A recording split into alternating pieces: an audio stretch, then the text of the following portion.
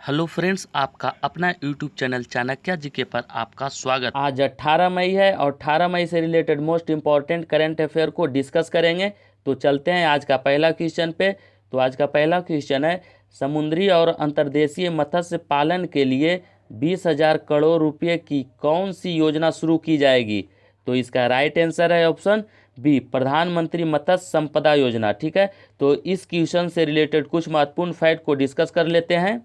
इस योजना के तहत 55 लाख से अधिक लोगों को रोजगार मिलेगा और मवेशियों के टीकाकरण के लिए 13,343 करोड़ रुपये का कोष बनाया गया है और डेयरी प्रसंस्करण के लिए 15,000 करोड़ रुपये के पशुपालन बुनियादी ढांचा कोष की घोषणा की गई है और हर्बल खेती को बढ़ावा देने के लिए 4,000 करोड़ रुपये के कोष की घोषणा की गई है। सरकार ने सभी फलों और सब्जियों को ऑपरेशन ग्रीन के अंतर्गत लाने की घोषणा की है।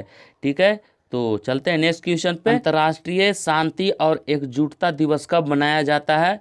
तो इसका राइट आंसर हो जाएगा ऑप्शन ए, 16 मई को। ठीक है, तो 16 मई को अंतर्राष्ट्रीय शांति और एकजुटता दिवस मनाया जाता है और इस बार 16 मई को मनाया गया। ठीक है, तो अब इससे रिलेटेड कुछ महत्वपूर्ण फैक्ट को डिस्कस कर लेते हैं। संयुक्त राष्ट्र ने वर्ष 2017 में वैश्विक स्तर पर शांति, सहिष्णुता, समावेश, समझ और एकजुटता को बढ़ावा देने के लिए इस दिवस की घोषणा की थी।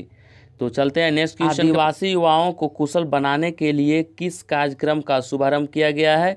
तो इसका राइट आंसर हो जाएगा ऑप्शन ए, यानी कि गोल कार्यक्रम। तो गोल कार्यक्रम के तहत आदिवासी युवाओं को कुशल बनाया जाएगा। ठीक है, नेक्स्ट क्वेश्चन। भारतीय कंप्यूटर इमरजेंसी रिस्पांस टीम ने किस वायरस को लेकर हाल ही में चेतावनी जारी की है?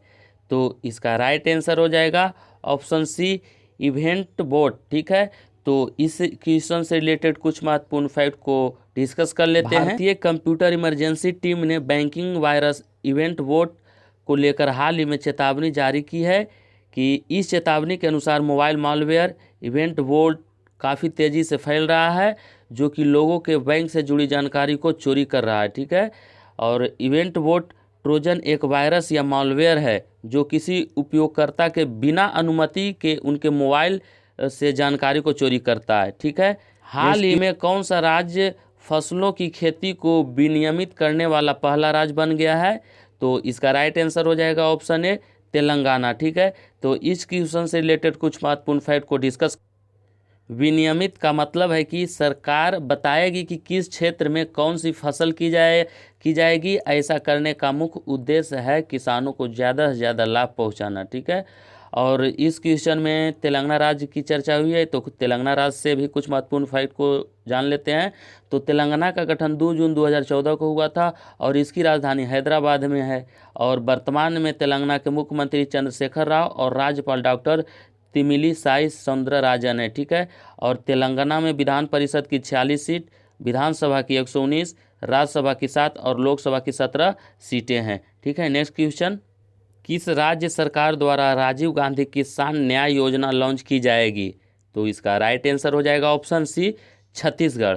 ठीक है, तो छत्तीसगढ़ राज्य सरकार द्वारा राजीव गांधी किसान न्याय योजना लॉन्च की जाएगी और इस योजना का मुख्य उद्देश्य क्या है? तो इससे रिलेटेड कुछ महत्वपूर्ण फैक्ट को डिस्कस कर लेते हैं। इस योजना को 21 मई 2020 को लॉन्च की जाएगी क्योंकि इसी दिन पूर्व प्रधानमंत्री राजीव गांधी को मृत्यु हुई थी। ठीक है, और इस योजना का लाभ उन किसानों को मिलेगा जिन्हें अपने फसल को सस्ते में बेचना पड़ा था। ठीक है, तो और इस क्वेश्चन में छत्तीसगढ़ राज्य की चर्चा हुई है, तो छत्तीसगढ़ राज्य के बारे में कुछ जान लेते हैं।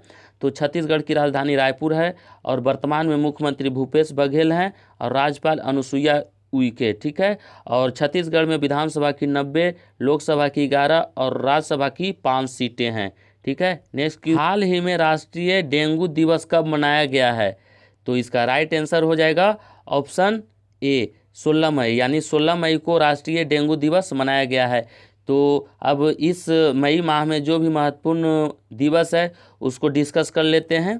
16 मई को प्रकाश दिवस भी मनाया जाता है और कल का वीडियो में ये भी डिस्कस किए थे कि 16 मई को सिक्किम राज्य दिवस भी मनाया जाता है और अभी कुछ देर पहले ही डिस्कस किए हैं कि 16 मई को अंतर्राष्ट्रीय शांति एकजुटता दिवस भी मनाया गया है। ठीक है, तो और 1 मई को अंतर्राष्ट्रीय मजदूर दिवस 2 मई को अंतर्राष्ट्रीय ट्यूना दिवस, जो कि ट्यूना मछली के नाम पे ये मनाया जाता है। और 3 मई को विश्व प्रेस स्वतंत्रता दिवस, और 5 मई को विश्व अस्थमा दिवस, और 7 मई को विश्व एथलेटिक्स दिवस, 8 मई को विश्व रेड क्रॉस दिवस, और 9 मई को विश्व प्रवासी पक्षी दिवस मनाया गया है। और यह साल में 2 बार मनाया जाता है, मई और अक्टूबर माह के दूसरे शनिवार को, ठीक है।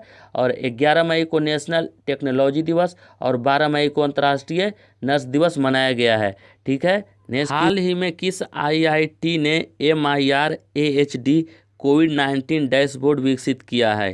तो इसका राइट आंसर हो जाएगा ऑप्शन डी, गांधीनगर IIT, यानी IIT गांधीनगर ने ये MIR-AHD कोविड-19 डैशबोर्ड विकसित किया है, ठीक है। तो इस क्वेश्चन से रिलेटेड कुछ महत्वपूर्ण फैक्ट को जान ले। इसका मुख्य उद्देश्य है कि कोविड-19 महामारी के समय अनुसंधान के द्वारा रिसर्चेज में जो भी महत्वपूर्ण निर्णय लिया जा रहे हैं उसे जनता तक पहुंचाया जाए, ठीक है।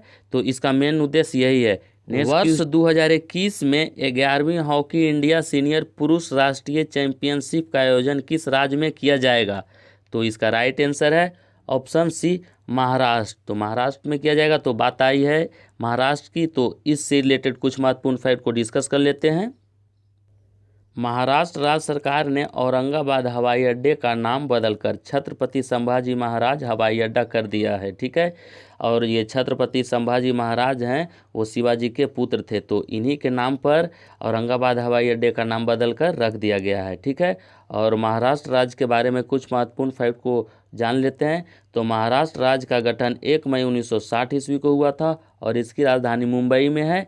और वर्तमान में मुख्यमंत्री उद्धव ठाकरे हैं, जो शिवसेना पार्टी से संबंधित है, और राज्यपाल भगत सिंह कोश्यारी है, ठीक है। और महाराष्ट्र में विधान परिषद की 78 सीटें हैं और विधानसभा की 288 सीटें हैं, ठीक है। नेक्स्ट क्वेश्चन, हाल ही में SCO की बैठक संपन्न हुई है, इसकी अध्यक्षता किस देश ने की है? तो इसका राइट आंसर हो जाएगा ऑप्शन बी, रूस, ठीक है। यानी कि SCO की बैठक जो हाल ही में संपन्न हुआ है, इसकी अध्यक्षता रूस देश ने की है। तो इस क्वेश्चन में SCO की बात आई है, तो SCO से रिलेटेड कुछ महत्वपूर्ण फैक्ट को डिस्कस कर लेते हैं। SCO का फुल फॉर्म होता है संघाई कोऑपरेशन ऑर्गेनाइजेशन, ठीक है। और इसकी स्थापना 26 अप्रैल 1996 को हुआ था और इसका मुख्यालय बीजिंग चीन में स्थित है। और इस क्वेश्चन में रूस की चर्चा हुई है, तो रूस से रिलेटेड कुछ महत्वपूर्ण फैक्ट को जान लेते हैं। रूस की राजधानी मॉस्को है और इसका मुद्रा रूबल है और वर्तमान में रूस के राष्ट्रपति व्लादिमीर पुतिन है, ठीक है। तो आज के लिए करेंट अफेयर के सीरीज में इतना ही, और इस वीडियो को ज़्यादा से ज़्यादा लाइक और अपने स्टडी रिलेटेड ग्रुप में शेयर जरूर करेंगे। अगर आप इस चैनल को अभी भी सब्सक्राइब नहीं किए हैं तो लाइक, शेयर और सब्सक्राइब करना ना भूलें और नोटिफिकेशन बेल को दबा दें, ताकि जब भी मैं वीडियो अपलोड करूं तो इसका नोटिफिकेशन आपके पास पहुंच सके। Thank you so much.